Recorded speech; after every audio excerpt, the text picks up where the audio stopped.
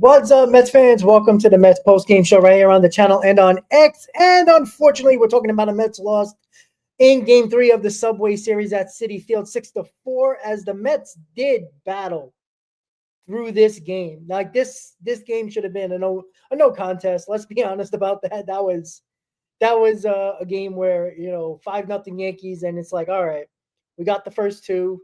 This is going to be a game where you're not going to use any high leverage relievers. And the Mets fought back, and one defensive play that didn't happen in this game. If Bellinger didn't make that play, I think the Mets probably find a way to win this game. But that was a hell of a play by Bellinger to get that double play there, that 7-3 double play. Couple of base running mistakes that cost the Mets. I wouldn't say cost the Mets. That Lindor one where I'm not sure what he was doing in that situation. You got to slide back to first base there when Bellinger catches that ball. You can't get caught that far off of first base, going well more than halfway to get to that to make sure if that ball's going to drop or not. Either way, if he makes a shoestring catch, you're going to get caught at second base. It is what it is, but you can't get doubled up in that situation. But in all likelihood, it was a good series for the New York Mets, right? This wasn't a series where the Mets going into this series, I mean, all odds were against them. Let's be honest. When you have Rodon and Fried going in 2 out of the 3 games, and you could really say that Marcus Stroman probably had the best game out of all of them. And you pulled out 2 out of 3 wins here. This is a good sign for the New York Mets. Not a great sign because they did pass up a few opportunities, missed a few opportunities here in this ball game. But can we talk about the base running? Like, the base running is a problem. Like, the Mets got to be better at it. Like, Ronnie Mauricio in that spot, we saw Brett Beatty doing it in, I think it was game 1 against the Yankees, and then Mauricio twice in this series, not knowing what you're doing. That ball clearly bounced going to Goldschmidt. You got to run and let him make a throw.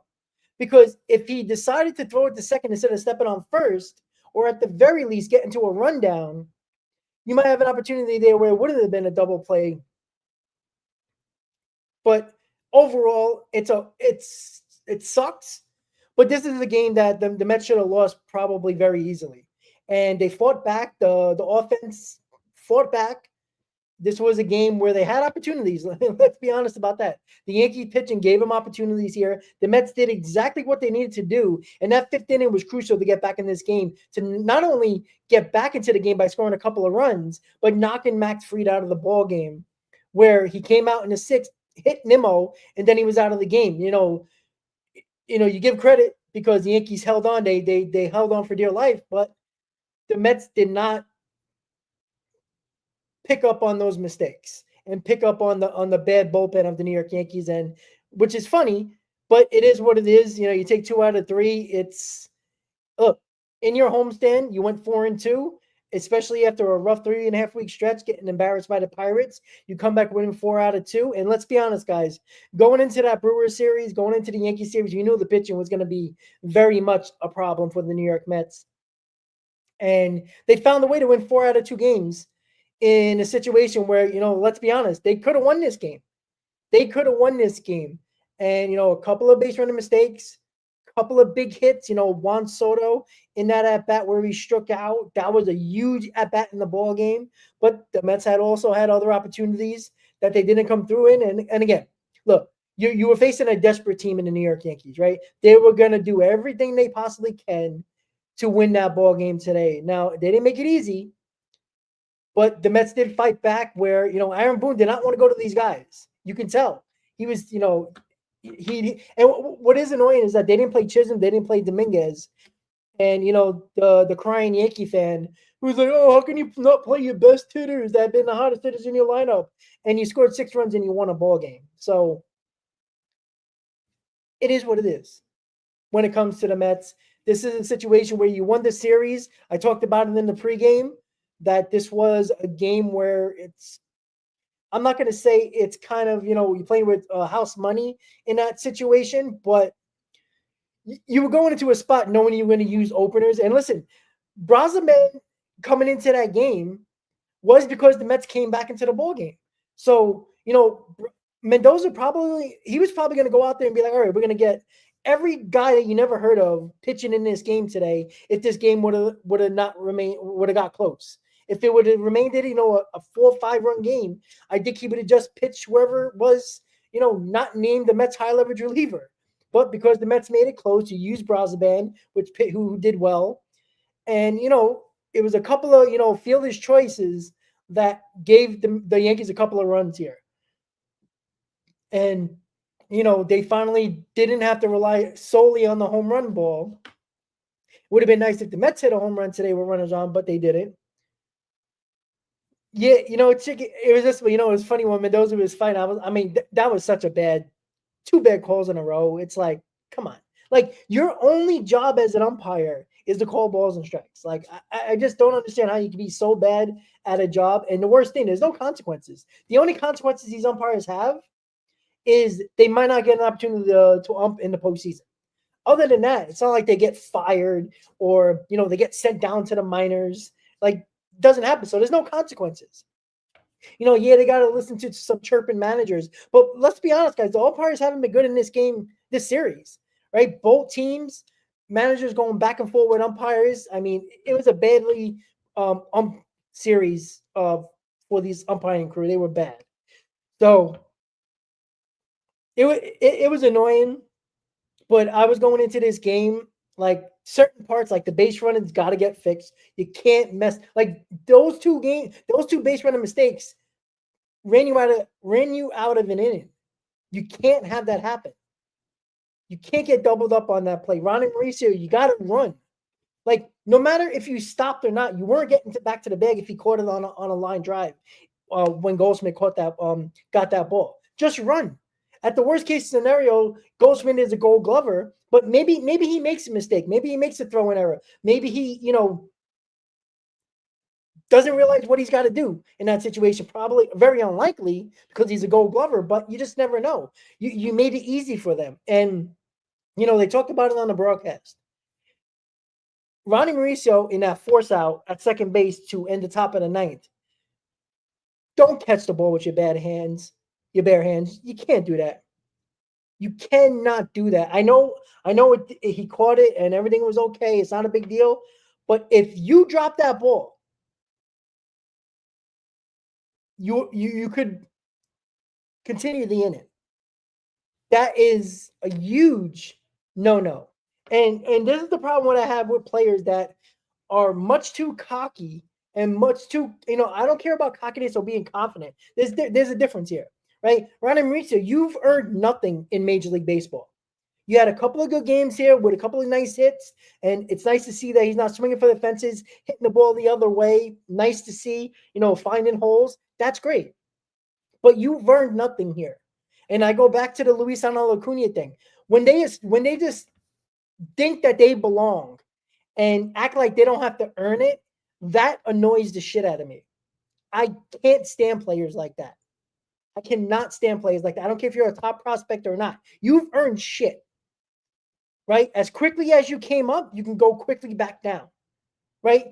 Honestly, though, this would put me right on the top of the list of saying, if you got to get Mitch Kelly, you trade Ronnie Mauricio. You don't deal with that stupid nonsense. I'm sorry to say, I don't care what he's done because, again, he did an okay job in this series. I like that. It's nice to see, but come on, like, be better than that.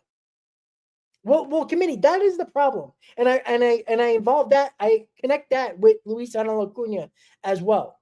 Their baseball IQ is in the shitter. That's what it is. I want high IQ baseball type guys. Got to think out there. A lot of like Mauricio clearly is the freaking airhead. Acuna the same thing. That is the problem. And yeah, that sucks with Marte, but we do got Winker coming back. It sucks that Marte was red hot, but Marte wasn't going to get any playing time most likely once Winker comes back. So, but yeah, I agree. It's unfortunate that, see, when you see a prospect give it their all and, they work hard and, they earn everything, it's great to see. Like, this isn't one occurrence here. This has happened multiple times this season already. And Mauricio's been up, a month? Like, that's a problem. And goes, let's relax on turning the Yankee season around. All right. Like, let's relax about that. Like, let's relax. And I agree, Easy. Vientos and Taylor, like, I mean, I don't even know what to say, but let me just say, Tyron Taylor is a fourth outfielder. When that guy plays every day, and this goes for certain guys that are these guys are supposed to be on the bench. This is what happens. They get exposed. Luis Torrens gets exposed. Tyron Taylor gets exposed as starters. They were not meant to be everyday players. If they were, they'd be on better. They would be on teams starting, right? Tyron Taylor would be on the bench as a fourth outfielder in normal circumstances. What if Jose Siri was here? He would be getting the majority of the playing time. Harrison Beta, if he didn't suck offensively, Tyron Taylor would be on the bench. Like, that is the thing. And with Vientos bad at bats, it just continues. And there's a situation where you just got to play Brett Beatty every day. I'm sorry. Brett Beatty has earned an opportunity, right? I'm sick and tired of giving these guys shots that don't deserve it. Luis Angel Acuna didn't deserve it out of spring training. Ronnie Mauricio, he was killing it in the minors, so he clearly earned it. He comes up, but he's lackadaisical. He's lazy. He does that nonsense on the base paths, does that nonsense catching a ball from Lindor. You can't do that. I'm sorry. So it's just a matter of higher baseball IQ. Know the moment. Know the situation. How many times, if you guys played sports, not just baseball, but sports, think about the play ahead. What happens if this happens? What do I do? What about if this happens? What do I do? You got to think of all scenarios here. You can't be aloof on the base path. You can cost your team a victory. And I'm not saying the New York Mets would have won this game if Mauricio gets into a rundown or he just runs it. Who the hell knows? Like, if Lindor gets back to first base, no problem with only one out. Who knows what happens in that inning?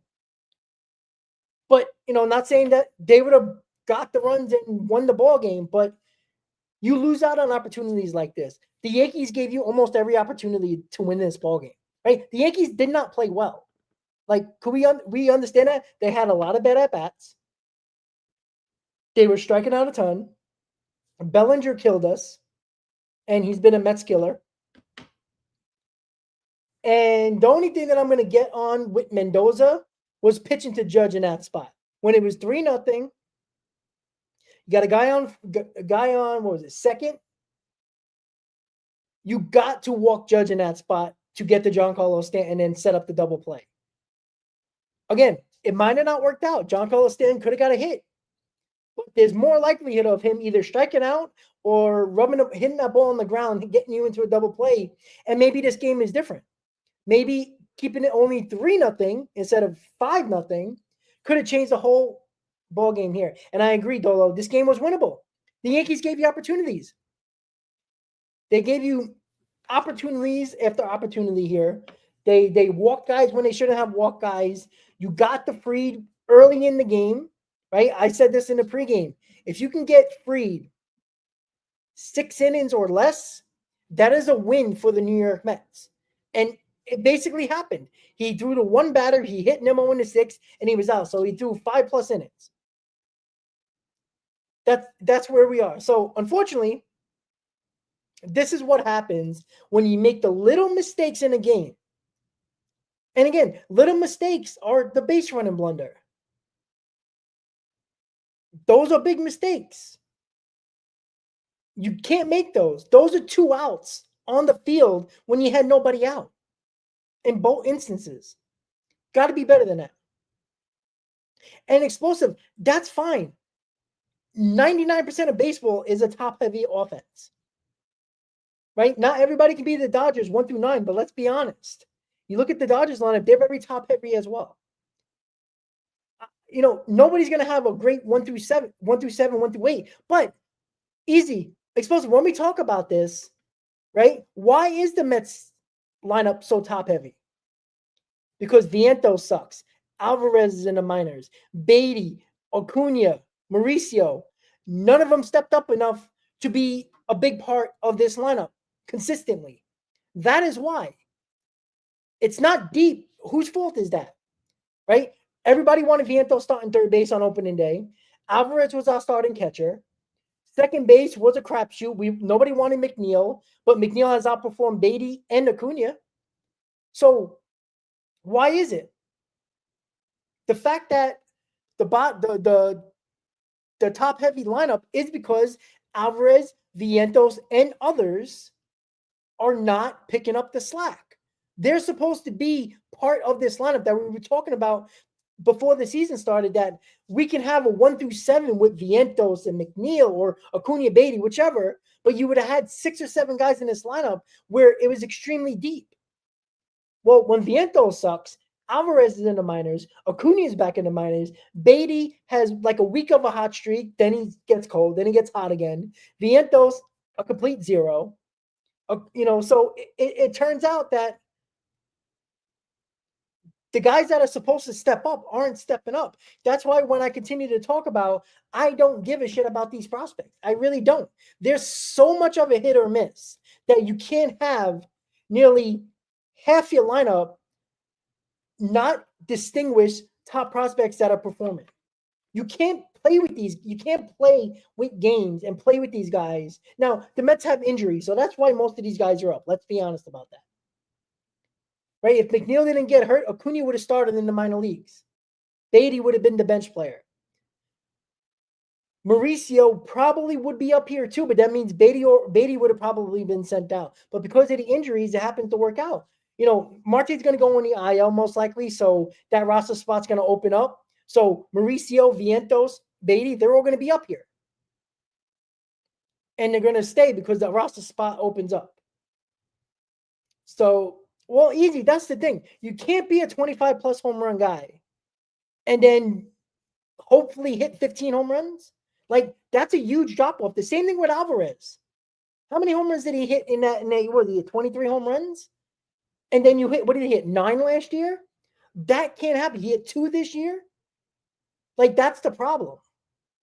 You can't go from 20-something home runs down to, 15 or less. Like, that's a complete, that becomes a solid power hitter to an average player, maybe even worse than that. And I agree, easy. And you know what this shows from the New York Mets, and what this does is that you see Davinsky, he could be a part of this bullpen for sure. Like, his changeup is nasty. He throws strikes, which is nice to see. This is a guy that can be in this as a long man, like Easy said. And what about Rico Garcia? He has good stuff. Now, that doesn't mean that it's going to last, but he looked decent there, right? He wasn't afraid to throw to hitters. He was doing his job, getting the strike. He was throwing strikes, so that's good to see. So that's nice to see. So, it gives Stearns options to say, all right, you know what?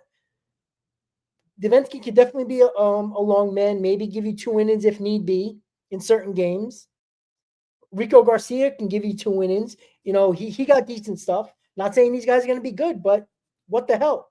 Right now, you can't really get anybody until probably closer to the deadline when you really see the established players, relievers available.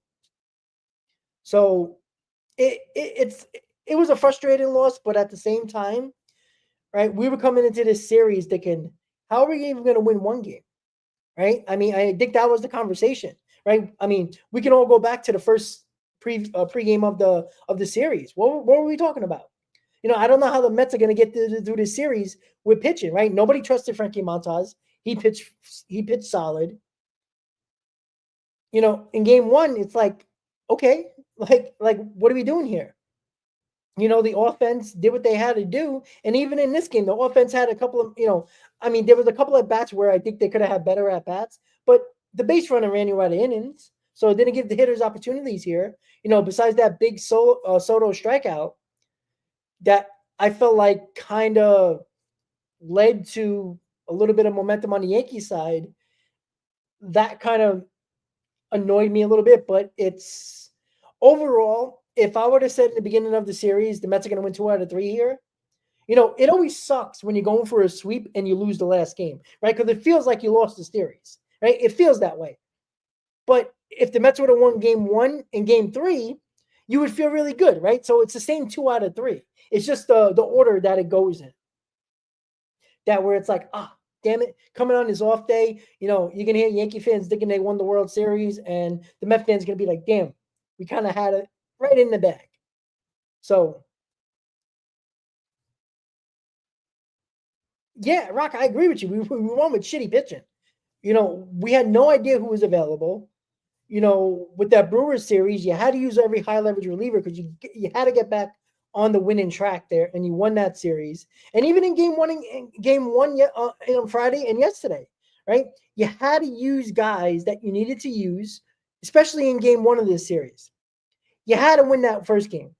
You found a way back. You got back. You got back into this game by losing by 2 runs each time, and you won the ball game. And again, you go after it. And listen, you saw, and people were talking about, it seems like Mendoza's kind of, throwing a towel in on this game. And it was basically going to be a bunch of has-beens that were coming out of the bullpen. Mets got a couple of runs, down by 3. Okay. It can happen. And, when Fried got out of that game, it's like, all right, now Brazaban's going to come in. So Mendoza was like, all right, I have one high leverage guy available. If the Mets keep it close, which they did, it was 5-4, then it was 6-4. At the time, I think it was 5-4. Brazaban's in the game.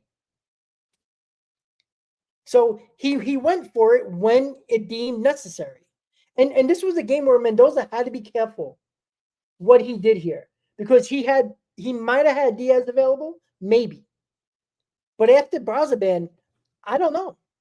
So this was a situation where either the Mets win the game in the 9th, because if we tied the game and now we got to go pitch somebody else, I mean, nobody can. The Yankees and the Mets couldn't survive extra innings with our bullpens. So this was a situation where the Mets had opportunities to either tie the game in the last couple of innings or win the game. They didn't.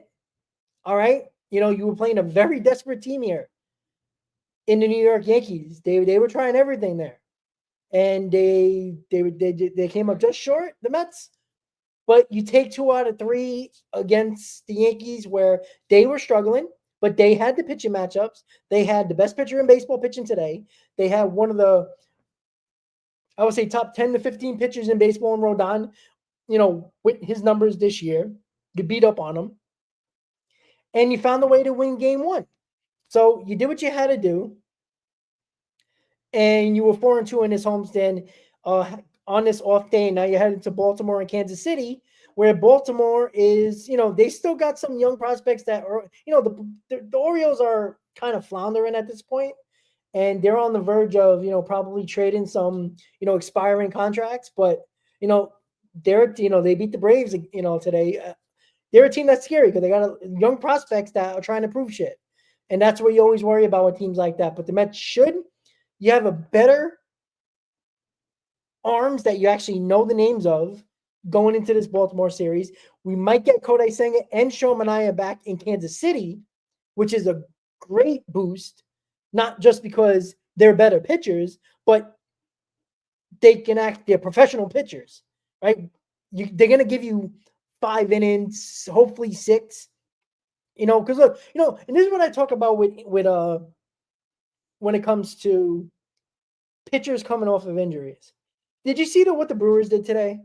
Brandon Woodruff, did not pitch this in 2023, comes in to his first start and goes 6 innings. This is what I talk about babying these guys, right? Woodruff had a very serious shoulder surgery. And when it comes to shoulder surgeries, what was it, a shoulder capsule surgery? Very serious shoulder surgery. When pitchers have shoulder surgeries, it could be the beginning of the end. And he went 6 innings. Now, this is a Brewer team that has been red hot.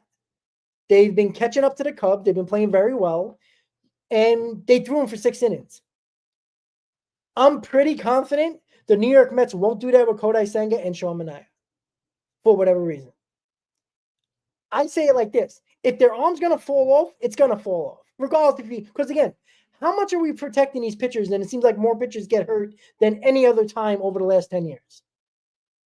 It is the biggest issue in baseball where they don't let these guys go deeper into games. They put all their chips with the bullpen.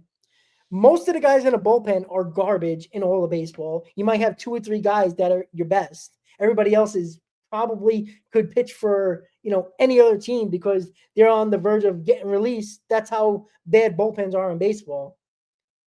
And nobody likes to spend money on the bullpen. You get a lot of, reclamation projects and a couple of 1-year deals, and maybe your closer is your high paid guy. Other than that, it's a bunch of 1-year deals, reclamation projects that you get off waivers constantly. Just look at baseball, and you tell your starters, throw as hard as you can for as long as you can, but we're gonna make sure we baby you through this. And that is the biggest issue. And they were talking about it on the broadcast, about Max Fried. And this is when I talk about having a stopper in your rotation. Now, Fried wasn't perfect, but he got enough zeros in the ball game where it gave the Yankees a comfortable lead. Now, he struggled at the end, but he also, now this is the first time he hasn't gone 7 innings in a while. But again, he kept it where the Yankees were still leading when he left the game. Wasn't his best performance, but the starter left the game with the lead. Now, whatever happens after that is not his fault. And this is why I talk about you need a stopper in your rotation. Even if there's one guy that you feel the utmost confident in, not saying that they're going to pitch great every single time, but you have that confidence going into a game on a 4-game losing streak, or you're on the verge of getting swept in a series. You need that guy. I don't believe the Mets have that, even if Kodai Senga or Sean Manaea comes back. I think they'll be very good. I think they'll be solid, but I still think the Mets are missing out on that guy. Now, Mitch Keller ain't that guy. I'd love to have Mitch Keller. I'm not going to lie. Put him in the middle of this rotation. It's another professional arm that is a good pitcher. Now, would that be enough? I don't know. Probably not. It'll get you through a season. It'll get you into the playoffs. When that happens, get into the playoffs, what happens? Who knows? So I feel like the fact that Stern's going to try, when you hear the rumors about talking to the Pirates about Mitch Keller, makes me believe that David Stearns, because, to not even go into David Stearns, obviously Manaea has the oblique injury. Apparently the oblique is perfectly healthy. Remember, it was the loose body in the elbow that kind of stopped Manaea from coming back a week and a half ago. Right? So that loose body, they didn't have surgery to remove it because that would have taken longer rehab. They're going to just let it roll. That loose body can find its way in a certain position of your elbow where it can be extremely painful. That can happen at any moment. I think David Stearns knows this. And with Kodai Senga, can he get through another full season? He did it in 2023. Hasn't been the same since. Hasn't pitched. And gets hurt. Like, I'm sorry, but, you getting hurt on a stretch on first base for the bad throw. Like, I mean, you're fragile. Like, so we're counting on Sean Manaea with a loose body, with an elbow, that at any moment the loose body can find a bad spot in the elbow. And now he needs a cortisone shot, which will make him miss a start. And hopefully it doesn't happen during the game. And Kodai Senga is made of glass. So I'm not very confident, except that when you get professional pitchers on the mound, you hopefully will get a quality start. But they got to stay healthy. Now, you hope Manaea is fine. He gets through it. He hasn't thrown no innings this year, which is a great sign besides his minor league rehab starts, which is great because maybe he can get through a season and get into the playoffs not being gassed. Kodai Senga, I don't know. I don't know if he's going to be healthy. So when it comes to the New York Mets, when it comes to what we need to do as an organization is to make this team better. Do I think Ronnie Mauricio is, and here's the other thing too, right? Ronnie Mauricio, Brett Beatty, Mark Vientos, Alvarez. All of these guys are probably not going to bat anywhere higher than 6. So, in my opinion, if that's the case, then these guys should be expendable. Not Alvarez, obviously. I don't think they're going to trade him. But you have an opportunity here to bring in a solid pitcher in Mitch Keller. They want Ronnie Mauricio? Okay. Maybe I'll budge. Why not? Because if you notice something here, the New York Mets scored what? 24, 20, 22 runs, 21 runs in his 3-game series against the Yankees. Most of it, if not all of it, was around your core guys, the McNeils, the Alonsos, the Sotos, the Lindor, McNeil, all those guys, Nimmo. That is how you win ball games. You can't rely on the bottom of the order to win you a bunch of ball games. The core has to do it. So I'm not concerned about the bottom of the order. The bottom of the order just needs to turn over to the top of the order. They got to find a way. Get a walk here, maybe a blue base hit, nothing special. Like, we're looking for guys that are, 280 hitters that are power hitters. If they are those guys, they would be at the top of the order. They'd be in the top 5. But these guys are consistently hitting 6th, 7th, 8th, 9th. Like, that's not impactful. I'm sorry. That's why when you can have 52 wins with Luis Torrens and Tyrone Taylor, you know why? Because they're not going to make the impact that the core and the top of the order is going to make. It doesn't work like that. If you're a good enough hitter and you're a really good hitter, you're a good power hitter, you're probably going to find yourself in the top 5 of your lineup somehow, some way. That is not the case with those guys, at least right now. But this is the moment. This is right now. I don't care about 2026. Doesn't matter to me. An asteroid can come down and end the world. 2025 is right now. This is all that matters. This is what matters right now. Your team is good enough. You're right around first place in the NL East. You're in a playoff spot leading the wild card. You are a playoff team. 91 games into the season. You got what, 70 games to go? Right? It's less than half a season. It's your opportunity here to make a run with this team. Give this team the ammunition to get better. And I'm not talking about this much better. Significantly better. Mitch Keller is a start. Now, last year you brought in Stanek. Okay. But that was Winker. Solid moves, but it clearly wasn't enough. You cannot go on August 1st after the trade deadline and say, well, he did something. I think he did enough. Like, it can't be a question. You need multiple pieces. You go get them.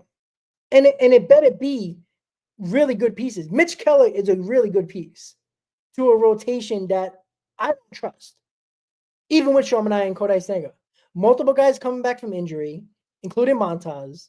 You got Clay Holmes basically running on fumes.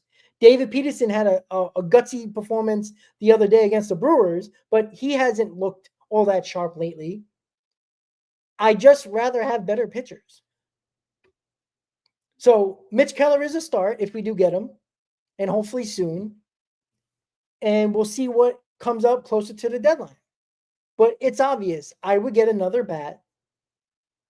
I would get a high leverage bullpen arm. If you can get 2, you'll get 1 high leverage arm and maybe a lefty. That would be nice. You don't even need a high leverage lefty. You just need somebody that's a solid lefty.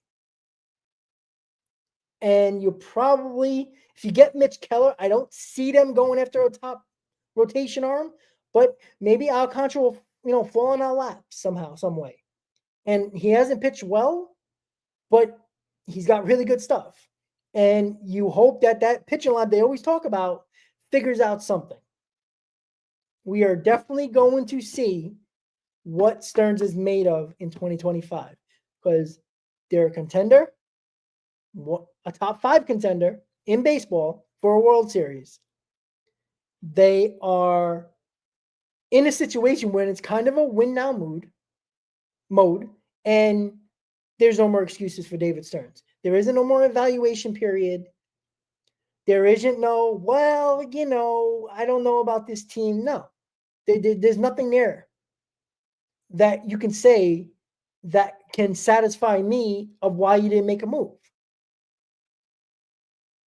Now, do I need every top player in the area of need that's on the market?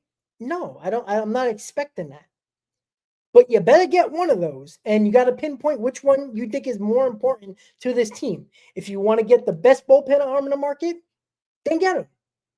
And if you want to make, solid moves at the position player market for a bat and another rotation arm that is solid, fine. But there better be one big move in that mix of trades. It can't be half-ass moves where they're middle of the road. They can all be solid moves, but I don't think that's going to be enough. Now, that can change, obviously, if things work out really well, but you need a lot of things to go right. And we'll see how that goes. Again, we got, 3 weeks until the trade deadline? We got a week until the All-Star break. We got 6 more games to go until the All-Star break. We're going to Baltimore. We're going to Kansas City. Both teams. Baltimore is terrible, but they do got a lot of good young prospects that you always worry about that can just, beat you to death with the bat. And you got Kansas City, who is, having a down season after a really solid season last year. But they do have Bobby Witt. So we'll see. So the New York Mets lose 6-4 in the finale of the Subway Series. They do win a series, 2 out of 3. They do have a 4-2 homestand, which is nice. They get back on the winning track, which was very important. They get back to where I think they need to be. Again, this was a rough series because Mendoza had no options in this bullpen at all. No options to start the game. Like, it was a lot of, let's see what happens moments here. And, Mendoza, I think, did a really good job, except pitching the Judge in this game. In this series, he picked moments where he needed to use his high leverage relievers. And it worked the first 2 games. It didn't work in this game because the Mets didn't come back. But he picked the right moments to use his high leverage relievers, and it got us to win this series against the New York Yankees, against the struggling New York Yankees team. And let's be honest, even though you won the last 2 games against the Brewers, the Mets are still struggling.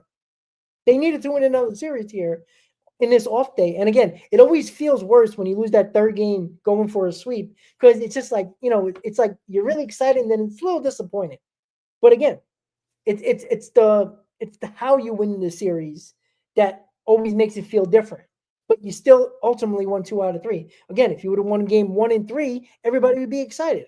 If you lost the first game and won the next 2 and 3, it would feel good, right? So it's the order that kind of messes with your emotion. But at the end of the day, they did their job. They won back-to-back series for the first time in a couple of weeks. And they did it at home against a hot team in the Brewers and a struggling team in the Yankees, where, again, everybody favored the Yankees in this series because of Rodon and Fried. And the Yankees offense was scoring runs. So the Mets were behind the 8 ball here, and they found a way to pull out 2 wins by a couple of really good offensive performances and a badass bulldog. Every man is going to try to win this ball game in the bullpen. And that's what we did. So, unfortunately, what did Rob Manfred say? Oh, he did?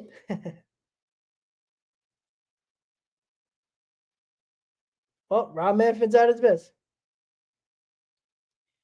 Well, though Sonny Gray he's really good now. I don't know if he's good in New York. But, this is a situation here where David Stearns probably has to go get a Luis Severino type, along with Mitch Keller, by the way, because the Athletics are not going to ask for a lot for Severino because he's under contract. They want to get rid of that money, right? We all forget why the Athletics spent money in the offseason. They were at under the minimum, not the salary. There's no salary cap minimum, but there is a number where they have to have as a payroll in baseball. It's from the union, from the players union. So that's a fact. They spent that money because they were just under that and they had to be over that with their roster. So they didn't spend money trying to win ball games here. They were trying to find sneaky ways of getting just over that cap that the players union agreed upon with Major League Baseball. So they had to get that number. And they did. So I think Luis Severino is available. I'd be stupid not to think that you can probably get him. You might have to give a top 20, 25 prospect, maybe 2 of those for Luis Severino, but you're getting a guy who has pitched great outside of pitching in Sacramento, which we saw is a bandbox. The ball flies out there. He's been outstanding outside of Sacramento. So if you can get a Mitch Keller and Luis Severino, well, guess what? Now you have the option of Tyler McGill being a long man in the bullpen. You have you push Holmes back, which he should be back as your number 4 guy, and Montez your number 5. And now the rotation sets up to be like, oh, okay, well, we can do this now. That 6-man rotation can actually happen now. Because you would have, let's just say they make those trades. You'll have Manaea, Stenga, Sevy, Keller, Peterson, right? Sounds nice. And there's one more, right? Who am I missing? And Holmes. There you go.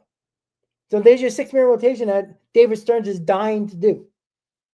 Because, you got to go through a 6-man rotation before Kodai Senga, goes back to Japan.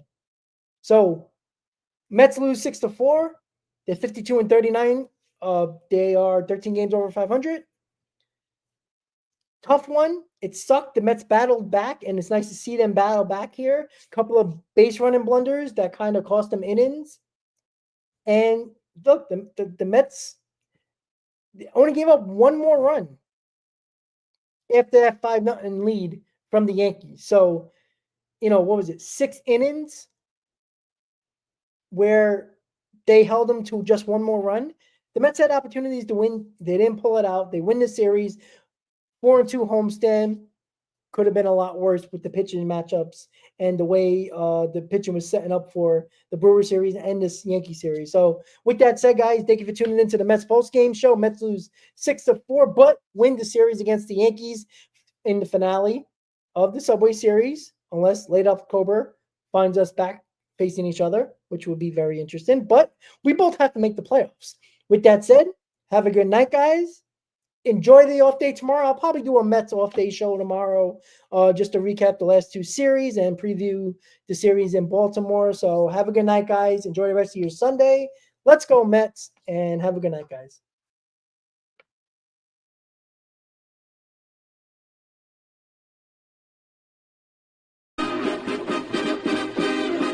Meet the Mets, meet the Mets. Step right up and greet the Mets. Bring your kid.